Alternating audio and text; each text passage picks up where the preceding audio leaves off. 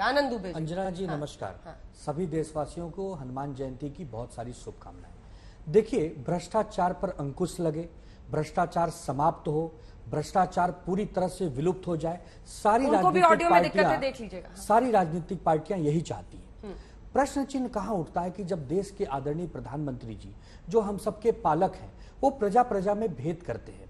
यदि कोई दूसरे राजनीतिक दल का भ्रष्टाचारी है, उस पर आरोप चल रहे हैं, वो जैसे ही भारतीय जनता पार्टी का सदस्य बनता है या विधायक सांसद बनता है, उसका भ्रष्टाचार विलुप्त हो जाता है। वो व्यक्ति वहीं रहता है, वो फलता फूलता है, लेकिन जैसे ही वो दूसरे दल में रहता है, वो बहुत बड़ा भ्रष्टाचारी हो जाता है। तो हम ये नहीं समझते, प्रधानमंत्री जी आप कहते हैं सीबीआई की बैठक में कि जाइए भ्रष्टाचारियों को पकड़िए, लेकिन आप ये क्यों नहीं कहते कि सभी भ्रष्टाचारियों को पकड़िए। अगर कोई भाजपा का भी नेता, भाजपा का भी मंत्री भ्रष्टाचारी है तो आप उसे भी पकड़िए। जिस दिन आप ये कहने लगेंगे ना, प्रजा आपको बहुत दिल से आशीर्वाद देगी, क्योंकि प्रजा देख रही है कि आप एक तरफा काम करते हैं। जो भारतीय जनता पार्टी में है, गौरव भाटिया जी के स्नेह रखते हैं, उनके ऊपर कार्रवाई नहीं होगी। जो आनंद दुबे के साथ हैं, उनको मदद करना चाहते हैं, आप उनको पकड़ लेंगे। अंत में मालूम पड़ता है कि उस व्यक्ति ने कोई भ्रष्टाचार ही नहीं किया था, 2 साल 4 साल के बाद वो बेदाग हो जाता है, निर्दोष हो जाता है। तो ऐसा जो आप राजनीतिक हथकंडा अपनाते हैं, आप अपने जो ईडी, सीबीआई, चुनाव आयोग, इन सब पर जो दबाव डालते हैं, लोग उससे परेशान हैं। कोई नहीं कहेगा कि भ्रष्टाचार रहना चाहिए, सबकी मंशा है कि देश से भ्रष्टाचार निकल जाए, लेकिन सभी भ्रष्टाचार ना, ऐसा नहीं हो सकता कि आप सिलेक्टिव हैं कि नहीं भाई भाजपा का व्यक्ति भ्रष्टाचार कर रहा है तो वो सदाचार कहते हैं उसको, और अगर विपक्षी कर रहा है तो वो भ्रष्टाचार कहते हैं, क्योंकि वो हमारी कतार में खड़ा नहीं है, वो हमारे छतरी के नीचे नहीं है। तो अंजना जी प्रश्न चिन्ह इसी बात पे लगता है। बाकी कोई नेता, यहां तिवारी जी बैठे हैं, गौरव जी बैठे हैं, सभी भाई बैठे हैं, सब एक मत से कहेंगे कि भ्रष्टाचारियों पर कड़ी से कड़ी कार्रवाई हो। लेकिन वो वॉशिंग मशीन कहां आ जाता है बीच में, जिसके अंदर एक डुबकी लगाई और आदमी पवित्र हो जाता है, उस भ्रष्टाचारियों का क्या होगा? जी जवाब दीजिए, आप सबकी, दोनों की बातों का जवाब दीजिए। 95% केसेस सिर्फ विपक्षी, मतलब बीजेपी वाले सब एकदम साफ सुथरे।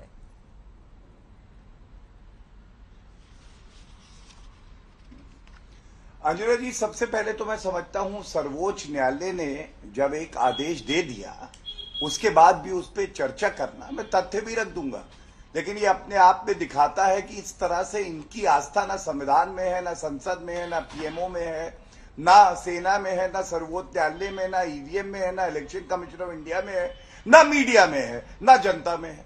आस्था है किसमें, पहले तो ये बताओ। और मैं आपको अंजना जी एक बात और बताता हूं, कल जब सुनवाई हुई, जितनी गुलाब जामुन में चाशनी नहीं होगी, उससे ज्यादा जो याचिका थी उससे भ्रष्टाचार टपक रहा था। क्यों टपक रहा था?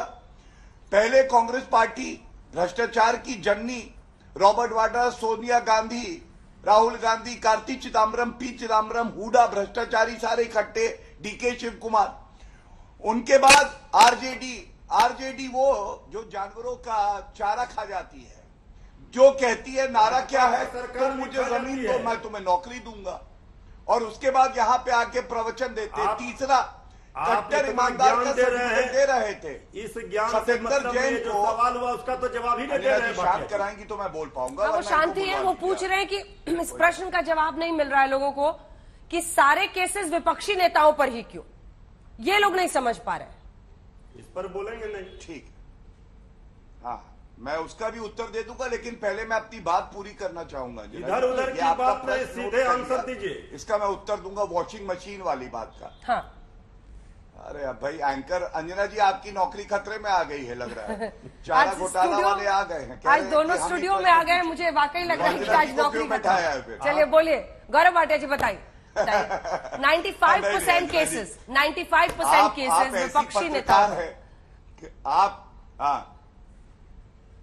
आप ऐसी पत्रकार हैं कि आपका कोई रिप्लेसमेंट हो नहीं सकता है, खासकर चारा घोटाले वाले और वो भ्रष्टाचारी जो जननी है कांग्रेस पार्टी, वो तो नहीं में आ गए हम लोग। अब मैं बताता हूँ, देखिए अंजना जी। ठीक बोलिए। अरे भाई शांत हो जाइए मृत्युंजय जी, धन्यवाद।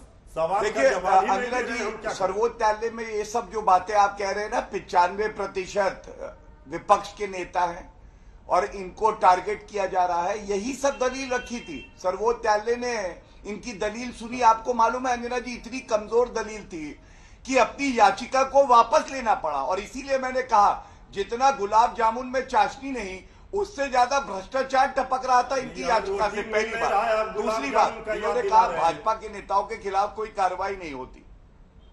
शांत शांत शांत शांत मेरे भैया, है तुम मुझे जमीन दो, मैं तुम्हें नौकरी दूंगा। खा रही है जनता को। जानवर का चारा खा गए। अरे भैया जवाब सुनिए। गौरव जी जवाब दीजिए। आलोक जी भी जुड़ गए, आलोक जी के पास जाएंगे। हाँ धन्यवाद, प्लीज। मैं दे रहा हूँ, बोल लेंगे। हाँ धन्यवाद। मैं अंजना जी एक ही बात कहूंगा। देखिए मैं आपको एक बात बताता हूं, ये मेरे हाथ में क्या है। Sonia Gandhi national Herald case में राहुल गांधी के साथ सर्वोच्च न्यायालय गई। इन्होंने कहा इसको निरस्त करिए, रद्द करिए जो मामला चल रहा है। सर्वोच्च न्यायालय ने कहा नहीं करेंगे, प्रत्यक्ष दृष्टया भ्रष्टाचार हुआ है। आपको मालूम है संजय राउत ने भी यही कोशिश करी, नहीं हुआ। आपको ये भी मालूम है तेजस्वी यादव, लालू प्रसाद यादव, मीसा भारती, ये भी न्यायालय जा सकते, निरस्त करा सकते, क्यों नहीं जाते। और जहां तक बात है, रुक जाए बोल लेंगे। शांत शांत भाई शांत। हाँ अंजना जी, मैं एक दो उदाहरण आपको दे दूं। आपको तो ये सवाल पूछना चाहिए कौन सी वॉशिंग मशीन है इनके पास कि अजीत पवार, जिनको ये कह रहे थे भाजपा के साथ कैसे आए, उनको मंत्री महावसूली अगाड़ी में बनाया। आप ये पूछिए मुकुल रॉय का भ्रष्टाचार जब वो टीएमसी में थे, अब वापस टीएमसी में है, अब कौन सी वॉशिंग मशीन में नहलाया गया है, ममता बनर्जी को बताना चाहिए ना। आप हमसे तो सवाल पूछ रही हैं और हम तो कह रहे सर्वोच्च न्यायालय ने देखा कि जो भी कार्रवाई सीबीआई ईडी कर रहा है वो न्याय संगत है, बिना द्वेष भावना से कर रहा है और कल मोहर लगाई है। और इसीलिए मैं कहता हूं प्रधानमंत्री जी ने कर दिखाया है कि भ्रष्टाचारियों की गर्दन आज जो कानून की एजेंसियां हैं जांच की, उनके हाथ में है और कोई न्यायालय हस्तक्षेप नहीं कर रहा। ये सच्चाई है, इनको कड़वी लगेगी लेकिन जनता इसे मीठा समझती है।